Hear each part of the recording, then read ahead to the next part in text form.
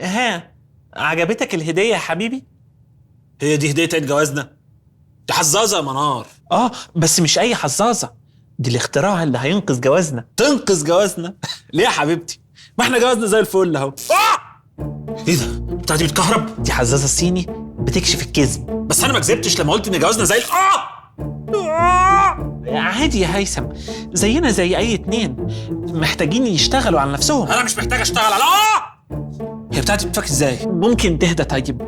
السيرفيس نصحتني بيها عشان علاقتنا تبقى شفافه اكتر. طب احنا علاقتنا لا بلاش. قول لي بقى، كنت سهران فين امبارح؟ مع شباب. مع نور. نور ده واحد صاحبي. واحده صاحبتي، كنا بنعمل شغل عالي قوي. شغل ايه يا ستي شغل عالي قوي. بتخوني؟ منار، الخيانه مفهوم مطاطي قوي.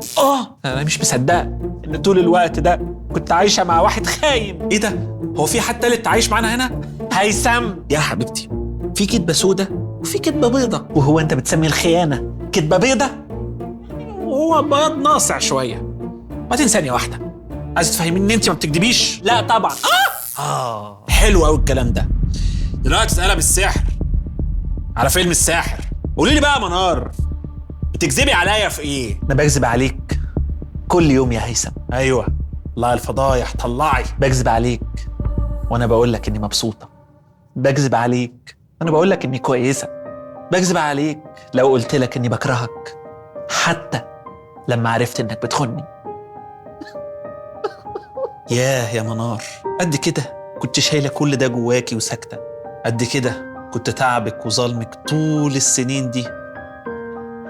اوعدك من النهارده مفيش كذب. تعالي فاكر ازاي؟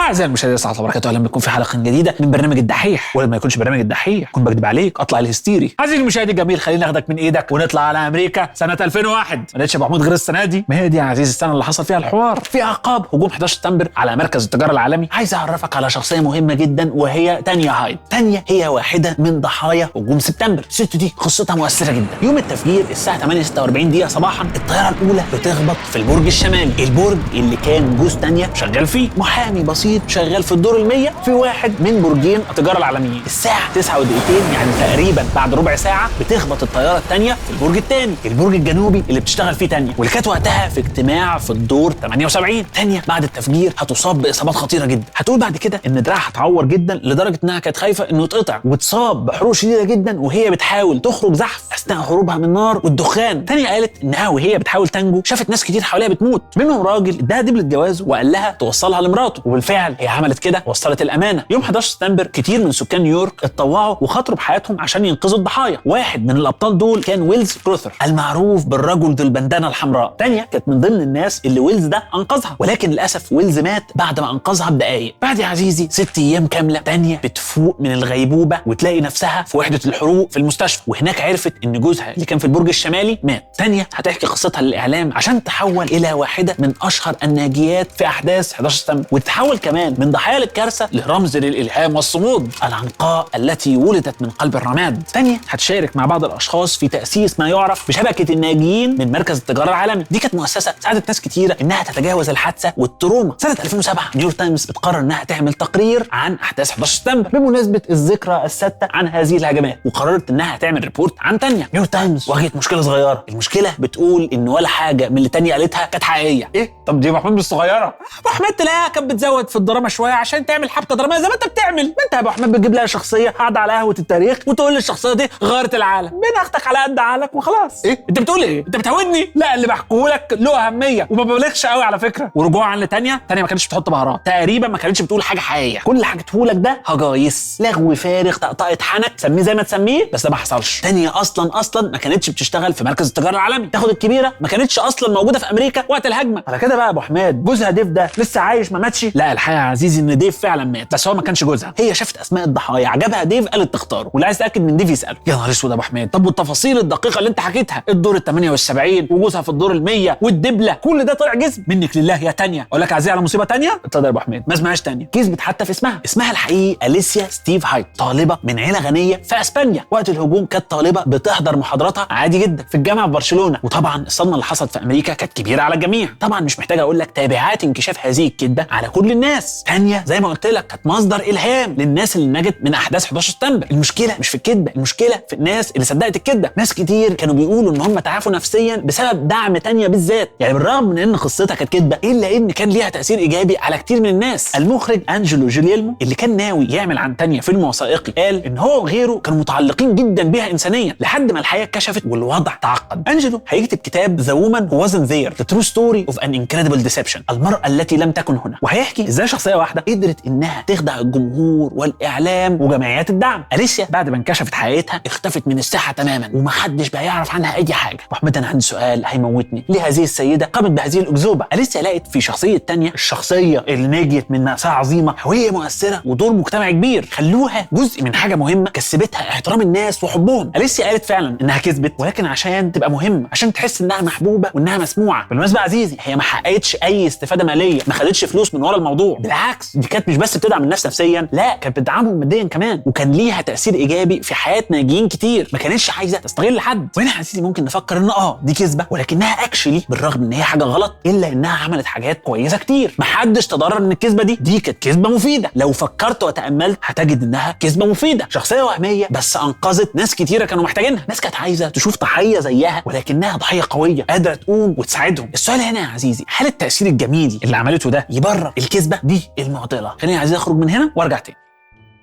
في الأول خليني أسأل ما هو تعريف الكذب اللي على أساسه نصنف الحاجة إنها كذبة ولا لا؟ لو بصيت على قاموس المعاني هتلاقي أكتر من 50 مرادف لكلمة كذب: خداع، غش، تضليل، تزييف، تزوير، تلفيق، دجل، غواية، مكر، نفاق، غدر، نصب. كل لستة الذنوب اللي قلتها لك دي مرادفات الكذب. صحيح بيبقى فيه كذب كبير ومتقن زي مثلا تزوير أوراق رسمية أو زي الاحتيال على الناس أو الغش التجاري، دي حاجة بتأذي الناس بشكل مباشر. بس برضه في ليفل من الكذب بنعتبره كده بسيط، كذب أبيض ملوش أي علاقه بالحاجات اللي تودي النار اللي قلتها لك دي. غالبا الكذب الابيض ده بيكون كذب اجتماعي، صاحب هذه الكذبه لما بيعملها بيتخيل ان دي كذبه مش مضره. حكم البشر على الكذبه مش بس انها بيضه او مؤذيه، البشر بيحكموا على الكذبه على حسب مكانهم في الكذبه. لو احنا اللي كذبنا هنحس انها حاجه خفيفه، هنشوف الفوائد اكبر بكتير من الاضرار. لو احنا اللي تعرضنا للكذب حتى لو في حاجه بسيطه هنحس بشعور الخيانه. في كتابه لاينج او الكذب بلسان هاريس، الراجل ده هيقول ان الاساس المهم في تعريف الكذب مش كذبه بيضه ولا كذبه سوداء، وانما نيه اللي بيكذب. انت لما كنت بتكذب بنيه ايه؟ الفكره في نيه تعمد الخداع. هاريس بيضرب المثل بالمراوغات الكلاميه، ودي احنا فيها احنا ما بنكذبش كذب صريح، احنا فعليا بنقول كلام صح صدق بس هيتحسب انه كذب لاننا عارفين انه هيوصل للناس التانيه بمعنى غلط، والكذبه دي هتخليهم يفكروا بطريقه معينه انا مش مهتم ان اصححها عشان من مصلحتي ان ما اصححهاش. زي عزيزي كده لما واحد يروح يحكي لاصحابه ان جوازته باظت بسبب الخيانه بس ما يقولش معلومه ان هو اللي خان، فاصحابه يمسكوه بقى يقعدوا يطبطبوا عليه ويحضنوه يقولوا لا عادي. هاريس بيدي مثل ان هو لو سافر واشنطن وراح يزور البيت الابيض ومن هناك عمل مكالمه واتصل بشركه فيسبوك، لو قال لهم الو انا سام هاريس بكلمكم من البيت الابيض وعايز اكلم مارك زكربرج حالا، فهنا الكلام حرفيا هيكون صح، هو في البيت الابيض بس الهدف من كلامه ده الخداع. هو عارف ان لو حد بيسمعه هيفهم انه بيكلم حد من الرئاسه بس هو هاريس من البيت الابيض فعلا. ده قول حق يراد به باطل. عشان كده بعيدا عن التعريفات والمصطلحات المكلكعه احنا ممكن نعرف الكذب الحقيقي ببساطه ونقول الكذب هو ان انت تتعمد تخدع شخص تاني في وقت هو متوقع ان انت تكلمه بصدق. بس خلينا نقول برضو ان الكذب احيانا بيبقى اعقد من فعل بنرتكبه او مجرد كلام بنقوله شايل اكتر من معنى. الكذب هو حاله ممكن ندعمها حتى واحنا مش بنعمل حاجه. احيانا ممكن يبقى الصمت في مقام الكذب لانه بيساعد على الخداع. فمثلا لو انا قلت مين اللي قتل فلان وانت اللي قتلته بس انت كنت ساكت، انت بتكذب، انت ما كذبتش بس انت كذبت. في فيلم انا لا اكذب ولكني اتجمل، الفيلم اللي متاخد عن روايه احسان عبد القدوس، بنشوف احمد زكي وهو بيجسد شخصيه ابراهيم شاب من حي شعبي ابوه تربي شغال في مقابر وامه بتشتغل في البيوت، وبالرغم من ظروف فقره ابراهيم قدر يشتغل يشتغل ويتعلم، بقى طالب جامعي متفوق. وفي يوم من الايام بيتعرف على ناهد، بنت من عيله ميسوره الحال. ناهد هتفتكر بالغلط ان ابراهيم من نفس مستواها الاجتماعي، يمكن لان ابراهيم كان دايما بيقابلها وهو لابق ومهندم، بيعرف يلبس ويتشيك ويتكلم حلو، فبالتالي هي ما خمنتش فرق الطبقات اللي ما بينهم، لان هو شبه الشباب اللي بتتعرف عليهم في مجتمعها. الفكره هنا بقى يا عزيزي ان ابراهيم سابها تفتكر كده. تكنيكلي ابراهيم ما كدبش، ابراهيم ما قالش حاجه واحده ما حصلتش، بس في نفس الوقت ابراهيم برضه ما قالش حاجه، ما اهتمش يصحح اللي هي بتفتكره عنه. ناهد يا عزيزي بتعرف الحقيقه بالصدفه، تسال ابراهيم انت ليه كدبت عليا؟ هتتفاجئ بيه وهو بيقول لها انا عمري ما كدبت، الا لو اعتبرنا ان الروج اللي انت بتحطيه ومروحك للكوافير كدب. انا عملت زيك بالظبط، مظهري مجرد مكياج، زينه، تجميل اجتماعي لوضع انا ماليش ذنب فيه قدام مجتمع بيعتبر ظروفي دي عيب، حاجه غلط انا عملتها. هتحاول ناهد تتاقلم مع منطق ابراهيم، ولكنها في النهايه مش هتقدر وهتسيبه. لو تخيلنا يا عزيزي سام هاريس في مشهد عبثي كده فاتح نايل سينما او ماسبيرو زمان، وجه قدامه الفيلم ده بالصدفه وقعد يتفرج عليه، فهيلاقي قدامه حاله مثاليه. ابراهيم بيجسد نوع بيسميه الكذب الباسيف، كذب غير مباشر او كذب سلبي. سام هاريس في كتابه بيقسم الاخطاء الاخلاقيه لنوعين: الحاجات الغلط اللي احنا بنعملها، يعني اخطاء بالايجاب، فلان فعل. النوع الثاني بقى هو الحاجات الكويسه اللي احنا ما عملناهاش، يعني اخطاء بالسلب. احنا كبني ادمين بيبقى واضح لينا النوع الاول وبنبقى قاسيين جدا عليه، يعني مثلا حد يمد ايده ويسرق 100 جنيه، ده فعل سرقه متعمد بنيه واضحه، فلان سرق. ولكن لو حد بعت لي على الانستا بي 100 جنيه زياده وانا ما رجعتهمش، عملت نفسي مش واخد بالي، واكيد في غلطه في السيستم ودي فلوس ليا زمان. هنا يا عزيزي بالرغم ان انت ما سرقتش حاجه، انت جات لك الفلوس، في الحاله دي المجتمع مش هيحكم عليك بنفس مستوى القسوه، بالرغم ان التصرفين اخلاقيا غلط. الفرق ان الاولى فيها نيه واضحه للسرقه، بس الثانيه ممكن تبقى حصلت بالصدفه والتغافل، هي جات لك وانت طنشت بس ما كنتش ناوي تسرق. هاريس يا عزيزي بيصدمنا بيقول ان اكشلي يمكن نبقى كلنا شبه ابراهيم، كل واحد فينا في حته ابراهيم. حتى الناس اللي ضميرها GPA 4 احيانا بيخبوا الحقيقه، بيلاقي نفسهم مضطرين يجملوا الصوره. ابراهيم يا عزيزي نقدر نقول بشكل او باخر انه عنده مشكله نفس تقريبا اللي عند اغلب الرجال، ان تبقى المعلومه كبيره ومهم ان الطرف الثاني بالاخص الانثى في العلاقه دي تعرفها. هو بيشوفها معلومه صغيره وهامشيه ومش لازم تتقال قوي، يعني انا مهندس عن 30 سنه وبحبك وعندي عربيه وعندي شقه، دي معلومات كبيره ومهمه لازم تعرفيها عني في الاباوت. موضوع اني متجوز وفي زياد في جريد 6 دي تفاصيل هامشيه. بعدين انت ما سالتيش، لو سالت كنت قلت لك ان البيت لوكاندا وهي ما بتسمعنيش وانا مش مرتاح واحنا اصلا عايزين نتطلق. انا قلت اقول لك المعلومات المهمه. طبعا يا عزيزي انت شايفني دلوقتي بهزر، بس بذمتك وعيني في عينك ما عندكش حته ابراهيم صغيره، انت نفسك ما عملتش حاجه كده قبل كده. الحقيقه ان احنا جايز نكون بنعمل كل ده كل يوم تقريبا، يعني مثلا لما تكون مستعجل وتشوف حد تعرفه في الشارع هتعمل نفسك ما شفتوش عشان ما تسلمش عليه وتنجز، او تبقى رايح تتقدم وتكتشف ان ابو العروسه خبير ماورائيات، نظريات مؤامره، جدار جليدي، ارض مسطحه، وعنده نظريه مثبته ان احمد الفيشاوي تمساح. فانت هنا تبقى مضطر ان انت تهز راسك وتوافق على كل كلمه بيقولها عشان يشوفك عريس محترم وتكسب بونت عنده ويجوزك العروسه. لو فكرنا هنلاقي حوالينا كذب كتير جدا، في كلام كتير بنقوله وتوضيحات كتير ما بنقولهاش عشان بس نتجمل ونبان بشكل احسن. تخيل معايا لو كل البشر حصل لهم لعنه بينوكيو في القصه الشهيره، الطفل اللي كانت مناخيره بتكبر كل ما يكذب. بينوكيو بطل الحكايه كان طفل، ولكن المفارقه ان في الواقع الاطفال يمكن يكونوا اكتر ناس ما بيكذبوش، مش عشان هم ابرياء ولا حاجه لا سمح الله، ولكن عشان هم ما بيعرفوش يكذبوا. الطفل ما بيتعلمش يكذب كذب ابيض غير بعد 4 سنين، وده لانه بيبقى لسه في مرحله فهم مشاعر الناس اللي حواليه واستيعاب توقعاتهم منه، فكل ما بيكبر كل ما بيعدل سلوكه ويفهم انه ممكن يكذب، او يفهم انه محتاج يسمع الناس الحاجه اللي هم بيحبوا يسمعوها عشان يحصل على القبول. للاسف يا عزيزي احنا ما نقدرش نفضل اطفال ابرياء على طول، لازم نكبر جوه هذا العالم المعقد، العالم اللي مليان معاملات مختلفه وقواعد اجتماعيه مضطرين نلتزم بيها. عشان ايه؟ عشان نحصل على القبول. الاكل مش عاجبك على السفره مش لازم تقلب الشيف محمد حازم والا مش هتاكل تاني، مش لازم تقول رايك التفصيلي في كل حاجه فعلا، تسلم ايدك شكرا، عشان اولا في ناس تعبت وعشان تعرف تاكل تاني. مجاملات ولطافه اجتماعيه هدفها ان نكون مقبولين من الناس اللي حوالينا، ورايحه جايه بتترد. يعني السؤال الفلسفي اللي عايزين نتامل فيه دلوقتي، هل فعلا الكذبه البيضاء احسن؟ هل كل ما نزود مجاملات وكذب ابيض معاملاتنا هتمشي بسهوله اكتر؟ يجيلك من الناحيه دي واقول لك ايه اللي بيحصل.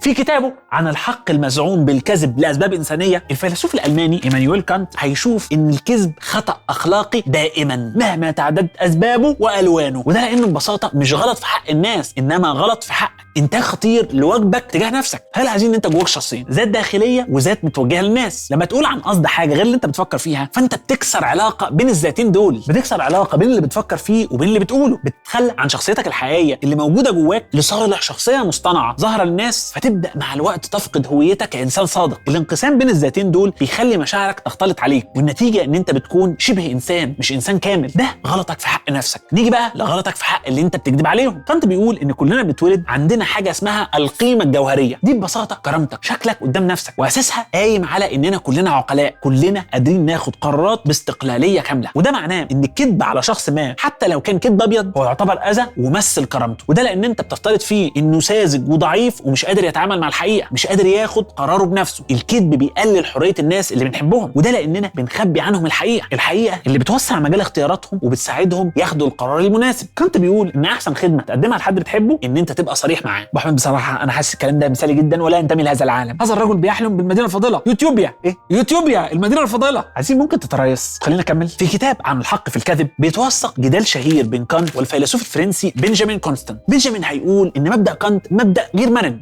الحياه مهمه ولكن مش في كل وقت ومش لكل الناس. مش اي حد له حق ان يعرف الحقيقه حتى لو كانت تخصه. الكذبه البيضاء احيانا بتنفع في اليوم الاسود. هنا كانت هيرد على هذا الفيلسوف ويقول له الحقيقه مش ملكك عشان تقرر هتديها لمين وتخبيها عن مين. لما بتكذب حتى لو بنيه كويسه فانت كده بتكسر مبدا اخلاقي كوني ما فيهوش استثناءات. جزء من جدال كانت وكونستانت ده هيكون حوالين حادثه افتراضيه اسمها القاتل عند الباب.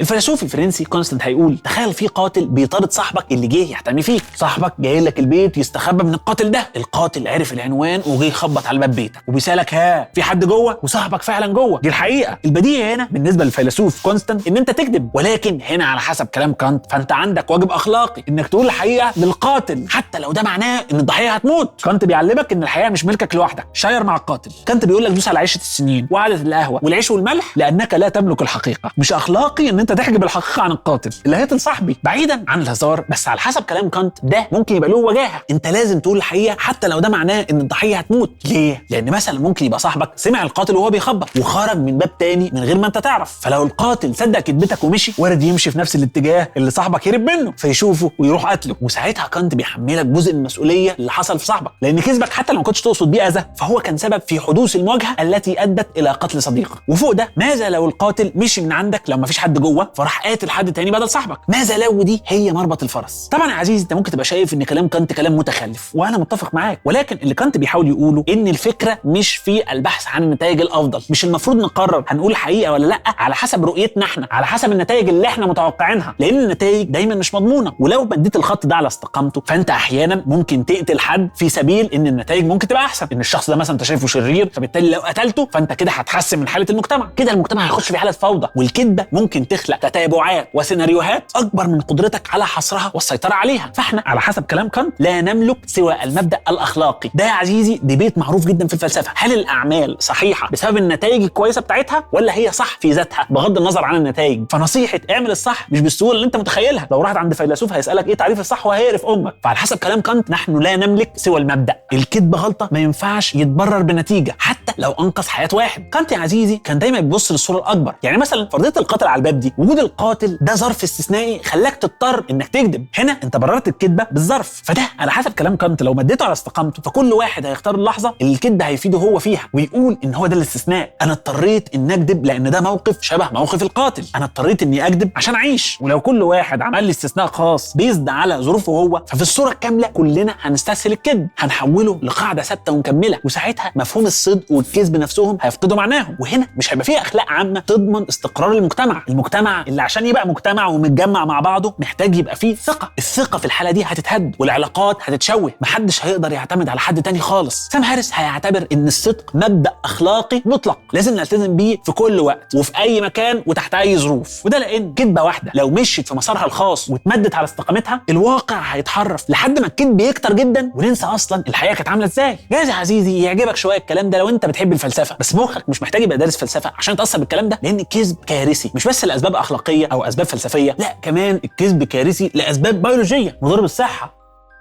الموضوع بيبدا بكذبه واحده بيضه بتجر اللي وراها، هوب كذبه بيضه ورا كذبه بيضه ورا كذبه بيضه، هتلاقي منظومه القيم في جهازك العصبي بتبرر كل حاجه ايا كان لون الكذب بقت خلاص معانا في الباليتا. السؤال هنا ازاي ده بيحصل؟ فيها عزيزي جزء صغير في المخ اسمه اللوزه الدماغيه الاميجدلا، وده مسؤول عن المشاعر زي الخوف والشعور بالذنب. بيشتغل زي ما يكون جرس انذار لما تحس ان في حاجه غلط بتحصل او حاجه غلط انت بتعملها زي الكذب. في دراسه اتنشرت سنه 2016 في نيتشر نيورو ساينس لقوا ان الاميجدلا مع كل كذبه بيبدا يحصل لها تبلد. مع تكرار تكرار الكذب بيحصل ما يسمى بالديسنسيتايزيشن. الاميجدولا بتبدا تتعود وتبطل ترد بنفس القوه. اول كذبه جرس انذار عالي جدا كانك بتسرق بنك، مع الوقت يتحول جرس الانذار الى نوتيفيكيشنز بسيطه، شويه شويه سايلنت مود. الكذب كمان قدر يتسلل للذاكره لحد ما ترسخ ويثبت جوانا باعتباره هو الحقيقه. كذبه وصدقتها. على حسب دراسه اتعملت سنه 2004 بعنوان When a Lie Becomes the Truth، بيتعرض على المشاركين في التجربه مقطع فيديو لسرقه، وبيطلب من مجموعه ان هم يقدموا اوصاف كاذبه لشكل المجرم اللي ظهر في الفيديو. لما الاختبار ده عايز يتعمل بعد اسبوع، المشاركين في التجربه خلطوا بين الكذب اللي قالوه وبين الحقيقه، قالوا تفاصيل هم اخترعوها بل كان مطلوب منهم يخترعوها لحد ما صدقوها، تماهوا معاها تماما. وده لان مجرد التعبير عن الكذبه، خروج هذه الكذبه للعالم وبمشاركتها طول الوقت، ممكن يؤدي الى ما يسمى تضخم الاعتقاد inflation of belief. الذاكره يحصل فيها تشويش وتبدا تتعامل مع الكذبه على انها حقيقه. من ناحيه ثانيه ممكن نختبر ده او نشوفه في سياق التروما او في التجارب الحياتيه القاسيه. مخنا احيانا بيضطر ان هو يحمينا منها بانه يكذب علينا، يا اما يخلينا ننساها او يخلينا نتخيلها على انها حصلت بشكل مختلف. مع الوقت مخنا بيتسيستم ان الفعل ده ما حصلش، وده بنسميه النسيان المحفز motivated forgetting. الذاكره مش شريط بيسجل كل حاجه حصلت، دي حكايه بنفضل نعدل فيها على حسب مشاعرنا واحتياجاتنا. عرفت يا عزيزي ازاي عقلنا زي ما هو آلة عبقريه في اختراع الكذب، فهو برضه آلة هشه وبتتاثر جدا بيه. ويمكن تركيبه مخنا كلها على بعض وادراكنا للماضي والحاضر وبالتالي المستقبل كل ده يتاثر ويتغير عشان كذبه. في سنه 2007 شرطه نيو ديلي قبضت على رجل الاعمال منيدير سينج وخادمه. رجل الاعمال والمساعد بتاعه كانوا متهمين في جرائم قتل. الشرطه حقنتهم بماده بنتوثال الصوديوم، دي ماده معروفه باسم تروث سيرم، مصل الحقيقه. تحت تاثير الماده دي المتهمين اعترفوا بجرائم مروعه وبالتالي اتقبض عليهم واتحبسوا. اسم مصل الحقيقه ده لقب بيقع تحته ادويه كتير. ناس بتعتبر ان تحت تاثير الادويه دي الشخص لا يمكن يكذب، ما يعرفش يكذب. خليني اقول لك يا عزيزي ان علميا الكلام ده مستحيل. مفيش عقار بيمتلك هذه القدره الخارقه، مفيش حاجه تقدر تجبر مخك انه ما يكذبش. المواد الكيميائيه دي بتلعب في جسمك لعبه بسيطه، بتوقع سرعه النت، بتبطئ من الارسال والاستقبال اللي بيحصل بين المخ والنخاع الشوكي. دي حاله بيبقى صعب على المخ ان هو يعمل فيها هاي فانكشنينج تاسكس. مش هيقدر يخترع حدوته وكذبه وحوار، صعب يعمل كده بس مش مستحيل يعمل كده. فبالتالي غالبا الانسان بيقول الحقيقه. ولكن خلينا نتخيل للحظه ان يبقى فيه عقار لو خدته عمرك ما تقدر تكذب. هل ده هيخلي حياتك احسن؟ تخيل يا عزيزي قابلت صاحبك وسالك عن رايك في منظره، فانت رديت بمنتهى الصراحه وقلت له بس ما تقولش منظر، دي مش مناظر. تخيل يا عزيزي نفسك في هديه معينه، فصاحبك جاب لك هديه ابعد ما يكون عن اللي انت عايزه، فانت عشان صريح واخد حبايه الصراحه زي فؤاد المهندس في ارض النفاق كده، هتروح رامي الهديه في وش صاحبك. جايز هنا انت بقيت صادق، بس الصدق هنا جعل منك شخص متنمر وجارح. الحقيقه يا عزيزي ده تصور مبالغ جدا، لانك بتفترض ان الصراحه تساوي الوقاحه. وهنا سام هاريس بيقول ان الصراحه مش معناها ان انت تقول الحقيقه بطريقه فظه، مش لازم تبقى بجح وتديها لواحد فوق دماغه كده. هنا مخك المفروض يستغل كل الشطاره اللي عنده دي، الشطاره اللي بيخليه يقدر يحبك الكذبه ويظبط تفاصيلها. المفروض دلوقتي بقى يسخر الموهبه والابداع ده في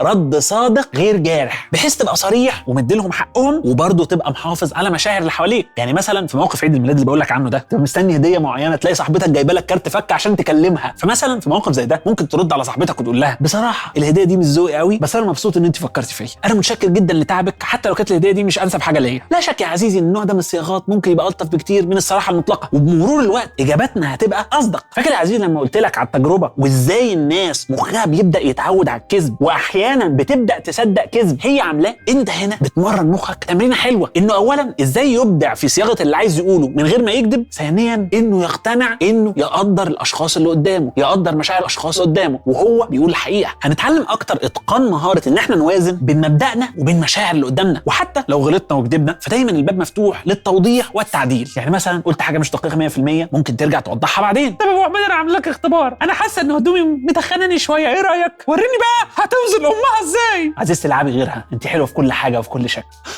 شفت يا عزيزي عملت الحركه دي ازاي؟ تعال اعلمك الدرس المستفاد. اول قاعده يا عزيزي اوعى تقول اللي جواك، ثاني قاعده اوعى تكذب، اعمل ديفليكشن، خد السؤال في حته ثانيه. طول ما انت مع عزيزتي عينك في وسط راسك. في الحقيقه ان السؤال ده في ناس بتعتبره ان مش المقصود انه يبقى سؤال حقيقي، في ناس بتسال عشان تطمن هل هي حلوه ولا لا. كذب يا عزيزي خطورته زي ما قلنا على المدى الطويل. الالتزام بالصدق مش بس مهم على مستوى المبدا والاخلاق والمجتمع اللي عايزين نحافظ عليه ونخلق دايما احساس بالثقه فيه، ده ممكن يبقى مفيد بشكل نفعي بشكل براجماتي، لانه بيطلع مشاكلك الصعبه على السطح بيخليك انت واللي حواليك يشوفوها. يعني مثلا لو عزيزتي عايشه في علاقه سامه وبتكذب على نفسها وبتقول الدنيا تمام وهتمشي، سواء بقى عشان خايفه او قلقانه او مش عايزه تتغير، فهنا الصدق هو اللي ممكن ينقذها. عزيزي لو عنده ادمان على حاجه سيئه او حاجه مش عايزها، فهنا الكذب بيضره مش بيحميه من الناس، لان المشكله بتكبر وبتكبر وبتكبر. الصدق كمان بيخليك تكتشف حاجات كتير، زي ناس مستحيل تكون نفسك وسطهم، علاقات مستحيل تكمل فيها الا لو بتكذب. عشان كده الصدق مش دايما بيكون سهل، بس عبقريته انه بيخلي علاقتك بنفسك اقوى بكتير، وبيساعدك تكون اقرب لمشاعرك ولهويتك الحقيقيه. والاهم يا عزيزي انه بيخليك خفيف، تنام مرتاح حاطط راسك على المخده برنس. صحيح وحيد وقليل الذوق ومحدش طايقك في المجتمع، وكل ما بتعمل حاجه غلط بتروح تسلم نفسك كده، بس بتنام ضميرك مرتاح ومتسيستم. يا بخت من بات مصدوم ولا باتش ظالم. خد بالك يا عزيزي، الكذب ده محتاج وحيد حامد. كل كذبه بتقولها انت محتاج تحرسها باكاذيب وتفاصيل كتير حواليها، تبدا تخترع كذبه هنا وكذبه هنا عشان تسبق الموضوع وتخلي الناس تبدا تكذب معاك، فتبدا دايره الكذب دي تبقى دايره يعني كبيره وهشه، وهيبدا يبقى عليك 2 ريسك ان الناس اولا تكتشف الفعل اللي انت فعلتها، والريسك الثاني انها تكتشف ان انت كذاب. خد بالك يا عزيزي كمان ان الكذب محتاج ذاكره قويه، واقسم بالله انت ما فاكر انا قلت ايه في الدقيقه 4، لان انا نفسي مش فاكر. مارك توين يا عزيزي بيقول if you tell the truth you don't have to remember anything. احكي اللي حصل زي ما حصل، كل مره هتبقى مضطر تحكيه زي ما حصل. شكرا. وكمان يا عزيزي احنا احيانا كاشخاص بنبقى عايزين يتقال لنا الحقيقه. خد بالك يا عزيزي ان في هذه الحلقه احنا بنتكلم من وجهه نظر المتكلم مش من وجهه نظر المستمع. تخيل انت تبقى على البر الثاني، على الطرف الثاني من المعادله، ساعتها يا عزيزي الحقيقه هتبقى برايسلس. فوات كتير بالنسبه لي الحقيقه حتى لو كانت قاسيه فهي احسن بكتير من الكذب. عرفني اني غلط دلوقتي عشان اصحح من نفسي، بدل ما افضل ماشي في طريق وانا فاكر اني صح، وانا فاكر اني حلو، وانا فاكر ان شكلي وسيم. وكما يقول المثل الشعبي، يا بخت من بكاني وبكى الناس عليا، ولا ضحكني وضحك الناس عليا. للاسف يا عزيزي انا بلوم بشكل شخصي المجتمع. المشكله مش في الصراحه او في الصدق، المشكله في تعاملنا مع الصراحه والصدق. ايه المشكله اما حد يقول لي النهارده انت شكلك مش كويس؟ ايه المشكله اما حد يقول لي انت يا احمد ما بتعرفش تغني؟ ده مش المفروض يبقى مشكله، ده المفروض يبقى حاجه كويسه ان في حد بيحاول ينصحني عشان يحاول يخليني ابقى احسن. خلي التريقه تجيلي منك في الاوضه احسن ما تجيلي على مسرح عرب ايدول، على الاقل فاتك احلى من افات احلام. انا بحاول اكون صريح مدام احلام. الحقيقة يا عزيزي ان احنا هنا وصلنا لاقصى مكان ممكن نوصل في الفلسفه والعلوم والمصادر. سهل عليا اقول لك ببساطه ان الصدق ينجي وان الكذب وحش، وده الدرس المستفاد من حلقتنا النهارده وشكرا. ده اللي قاله لك اهلك وكل المدرسين ورجال الدين من وانت عيل صغير لحد ما اتخرجت من جامعه. لكن لو كان الموضوع بهذه البساطه ابقى فعليا بكذب عليك. لازم نعترف ان الحياه معقده اكتر من كده بكتير. الروائيه كلير ألين هتنشغل طول حياتها فكره الكذب، وهتختار كارير اساسه انها بتكتب روايات، يعني بتخترع اكاذيب فور ا ليفنج زي السيناريست كده. هو في الاخر بتاع حوارات. كلير في اول رواياتها واشهرهم بوبي شكسبير هتختار معضله الروايه عن ان ازاي الكذب بيتحول احيانا الى وسيله بقاء. بطله الروايه بتلاقي نفسها في مصحه نفسيه، مضطره تكذب وتدعي انها مجنونه عشان تاخد تعويض مالي. طب هي عايزه التعويض ده ليه؟ عشان تدفع اتعاب المحامي اللي هيثبت انها مش مجنونه. طبعا انت مش فاهم حاجه يا عزيزي، احنا هنا في دايره مقفوله، بطلتها مضطره تكذب وتقول انها مجنونه عشان تقنعهم انها عاقله. كلير كتبت روايه بالشكل ده لان الحياه يمكن تكون احيانا بهذا الشكل، معقده وفوضويه وصعب تعيشها بصدق كامل، وده تقدر تثبته باحصائيات يوميه ابسط بكتير من القصه اللي بحكي لك عنها. علماء علم النفس بيقدروا ان احنا بنكذب يوميا في المتوسط 6 مرات، ولو في مكالمه طولت عن 10 دقائق ففي احتمال 60% ان يحصل فيها كذبه واحده على الاقل. زي ايه الاخبار؟ كله زي الفل، وانت مستني انس بوخش يضغط شويه عشان تبخ كل اللي جواك. الكذب يا عزيزي موجود في السيفيهات، لو قريت سي في ففي احتمال ان 40% من معلوماته ما تبقاش حقيقيه او على الاقل مش دقيقه. 1 من كل 8 مرضى بيكذبوا على اطبائهم، مع ان المستشفى هو المكان اللي كذبك فيه ممكن يموتك فعلا. everybody lies كما قال دكتور هاوس. الروايه كلير هتعتبر ان معضله القتل الشهيره لكانت معضله مثاليه واستنتاجاته بخصوصها حقيقيه، ولكنها ما ينفعش تكون غير معضله في جدال مثالي بين 2 فلاسفه في اوضه مقفوله. على حسب كلام كلير ملايين اللاجئين اليهود وقت الحرب العالميه الثانيه تم انقاذهم عشان اللي خبوهم لما فتحوا الباب عاشوا بفضل الناس اللي كذبوا على النازيين وخبتهم وقالوا لهم ما عندناش حد جوه. الحياه لا يمكن نعيشها بصدق كامل من غير ولا كذبه، ولا كذب كامل ما فيهوش اي صدق، وما هياش معضله فلسفيه بحل واحد. وقد يبدو ليك اني بنصحك ان انت دايما تبقى صادق، ولكني مش بنصحك بشكل كليشيه، وده لان الحياه مش سبق ممكن تكسبه بكده، وانما ماراثون طويل جدا ومعقد جدا. الحياه اختيارات يوميه، اختبارات ما بتنتهيش. مشكله الصدق مشكله الكذب ان هما الاثنين ممارسه. لو كتبنا حتى لو كذبه بسيطه فاحنا بننشط عضله، مجرد ما العضله دي بتنشط وبتقوى بالتدريج لو سمحنا لده هتجر وراها كذبه اكتر. عشان كده الكذبه مهما كانت بيضه فمشكلتها مش في ذاتها، وانما مشكلتها انها بتري واير عقلك كله ان الكذب هو الحل، ولو مش الحل فهو ممكن يبقى الحل. زي ما قلت لك الكذب ممكن يغيرك. كرة التلج بتكبر طول ما هي بتتحرك، ممكن توصلك ان انت تغير هويتك وشخصيتك بالكامل. زي مين؟ زي تانيا اللي بدأت لك بيها القصة. ما تبقاش فاكر حياتك في الاول كانت عاملة ازاي. انا متأكد يا عزيزي ان تانيا دي في بعض الاوقات كانت مصدقة ان هي بالفعل من الضحايا، ان هي اكشلي مش بتكذب. ولو اتعاملت مع الصدق كممارسة هتلاقيه برضو طريق غير ممهد، هتتعرض فيه لاختبارات صعبة وحرج وازعاج، بس مع الوقت هتحس ان انت شخص واحد جراوندد وثابت في حقيقة واحدة، مش مسحول ورا كذب وتأليف وقصص في خيالك. تبقى انسان عايش حياة واحدة، مش 1000 حارس شخصي بيحرسوا 1000 كذبة. زي ما قلت لك يا عزيزي الحياة معقدة جدا. انا نفسي مع اعتذار الاستاذ كانت احيانا بكذب على مين؟ بكذب على حضرتك. اقول لك يا عزيزي انا ما اعرفكش، انا بكلم عدسة كاميرا. فالصدق هنا يحتم عليا ان اقول لك اني ما اعرفكش، بس مبسوط جدا انك بتشوف البرنامج. ليه بقى؟ لان انت تشوف الحلقات اللي فاتت، تشوف الحلقات الجايه، تبص على المصادر، واحنا على اليوتيوب نشترك على القناه. تعرف يا عزيزي مين اكتر ممثله بتكذب؟ الفنانه كدب علوش.